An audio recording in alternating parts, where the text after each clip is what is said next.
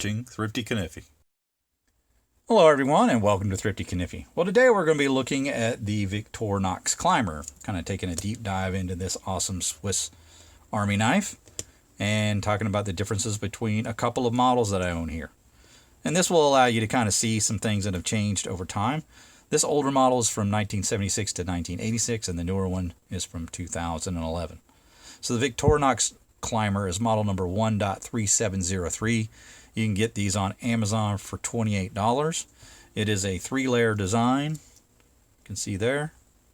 It's a 91 millimeter length, one of the more common sizes, which equates to about 3.6 inches.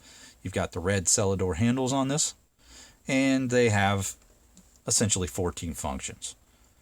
Okay, and we're going to look at the two differences between these after we kind of go through all the different blades.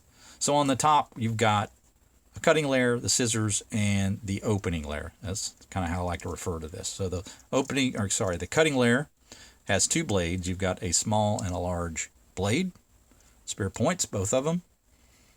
And then you have the middle layer as a set of scissors.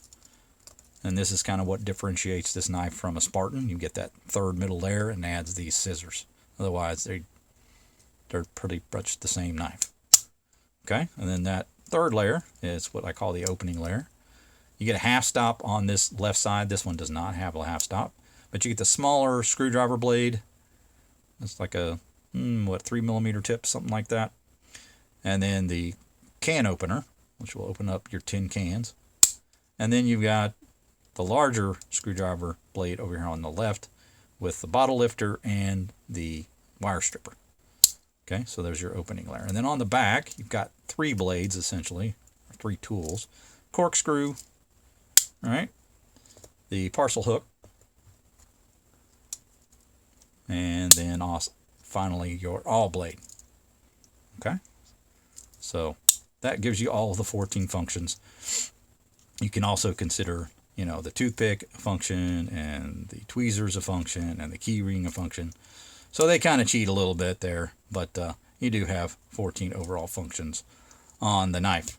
Now this knife is identical in features as far as blades go, except for one exception. You don't have a parcel hook on the older knives. You in fact have a spacer here instead. Now the spacer is a little different when you look at the two knives. That gives you a little bit of a difference in appearance, because on the one with the parcel hook, you have a more recessed middle area here, and you can see that that's flush all the way to the top of the liner. This gives this a little more weight, right? Less of a little cutout there for the pivot, as you can see there. So this makes this a little bit heavier knife, about a 1/10 of an ounce heavier, I'd say, overall. But there are some other differences. Let's go through that. So you have a groove in the corkscrew on the older model. And this can kind of help date that. If you're looking on eBay and you can get a good look at the corkscrew and you see a groove on there, you know automatically that's not a more modern release. It would be a little older model.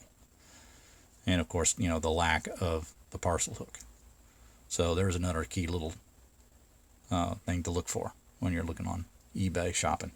So here's a look at the modern one. You can see that's just smooth all the way across. Let me see if I can kind of put both up side by side there. There you go. So, groove, no groove.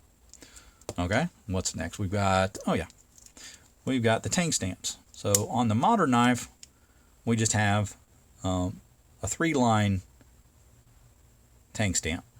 Let's see if we can get a better look at that. There we go. So it says Victorinox, Swiss made, and then stainless below it. All right. And then if we look at the older one, we've got a 4-line Tang stamp. Again, this one's from 76 to 86. It says Victorinox, Switzerland, stainless, rust-free. So they've changed Switzerland to Swiss made and then gotten rid of the rust-free. Now on the back, we also have a Tang stamp. And it says Officer Suisse. And you've got the bow and arrow there with the Swiss cross. On the newer one, they've kind of eliminated that. It's a little more plain, and it just says Officer Suisse. So again, just some simplification of the Tang stamp, less less going on there. Okay, so then we have also a change in the key ring. Minor change, but we'll take a look at that. Okay, so on the newer knife, you have the key ring in front of the awl blade, and you can see the thickness of that spacer that has the hole in it is the full width of a layer there, right? And it's a little more robust than the old one, which was just a little thinner.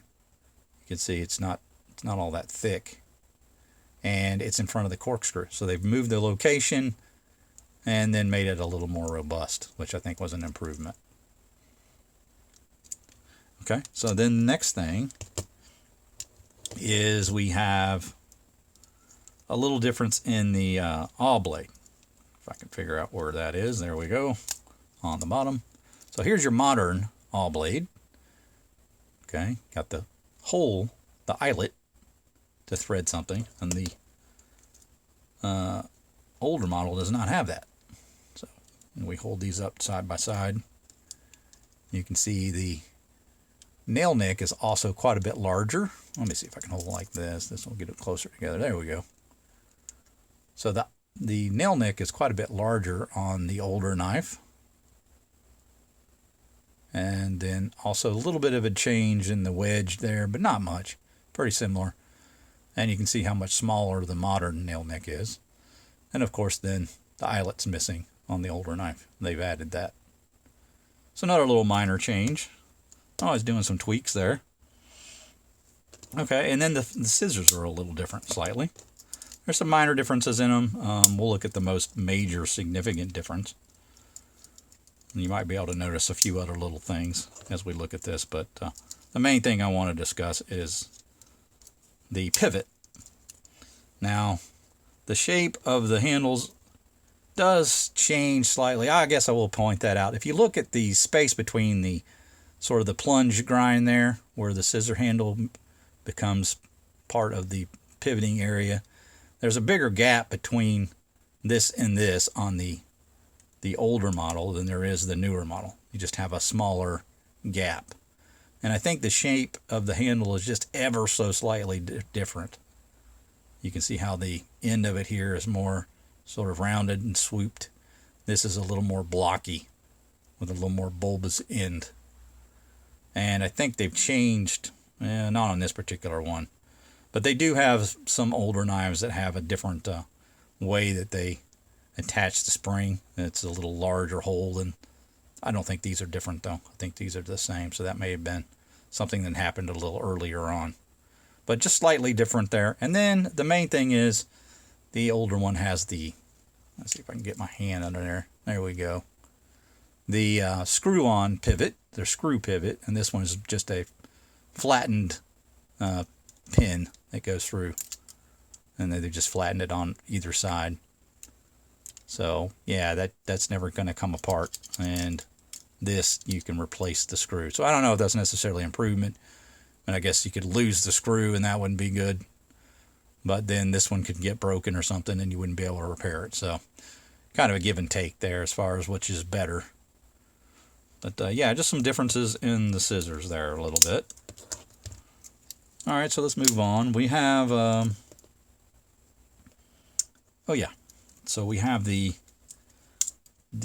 new scales a little different from the older scales. If you look inside the corkscrew here, you don't see any kind of opening there, right? Well, what has happened is they've introduced some scales that have more features on them. And one of the features that carried over onto all knives is this little hole for a pin. So it doesn't come with a pin, but you could actually stick a PIN pin into that little hole there. So if you need a little stick pin, that would fit right in there, because that's what it's designed to do. But you just have the opening. You don't actually have the hardware that goes with it. So you could buy them, I guess, potentially, if you could find a dealer that will sell you the pins. And yeah, so that's just a nice little additional thing that you can do with the more modern one. All right, and so the last difference that I found in the two knives is the toothpick. So on the older design, you can see that the toothpick is rather flat, and then you just have that little ridge right there. It acts as a friction point to hold in the toothpick. Okay, and you can see it fits in there, but it's not as tight. Doesn't stay in there quite as well as the new design. And the new design has a little bit of a swoop in the, if you can look at that and see that little bit of a swoop here in the middle. So it acts as like a little spot similar to the little wedge on the older style. But then they also add a little piece of extra material here on there to kind of catch. You can see it just there. And that provides a little better friction, a little better hold on the knife. Kind of gives it 2 contact points rather than just 1.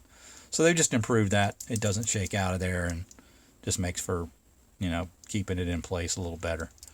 There's nothing worse than losing your toothpick when you're in need of it, right? So, okay, and one final difference. I guess I just thought of another one. I don't know if I said that was the last one, was supposed to be the last one or not, but this is definitely the last one. You have a slight difference in the shields here. Now, it's pretty tough to tell. It's very minute, but you do have a slightly thicker shield on the older model as you do the new one. And while it may not appear on camera, you can kind of just see it there. If you look at the one on the right, there's a little bit of a yellow tinge to the shield. And on the left, it's pretty much just silver.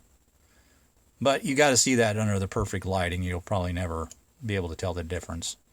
And again, like the border of the shield is just a tiny bit, a fraction, thicker. So again, another small difference between the 2 knives. But hopefully that was informative for you guys. I really enjoyed kind of taking a look at these different ones and just kind of examining what it was that was different about them. And makes just for a interesting way to see how these knives have changed over the years. And also, you know, just like to add to your collection, maybe some of those minor differences are important to you. You want to try to get one that has, you know, slightly different feature here or there. This will help you do that. But that's going to do it for my review, guys. I hope you enjoyed it. Make sure you like, subscribe, hit that bell to be made aware of videos when they drop. We will see you next time. Take care.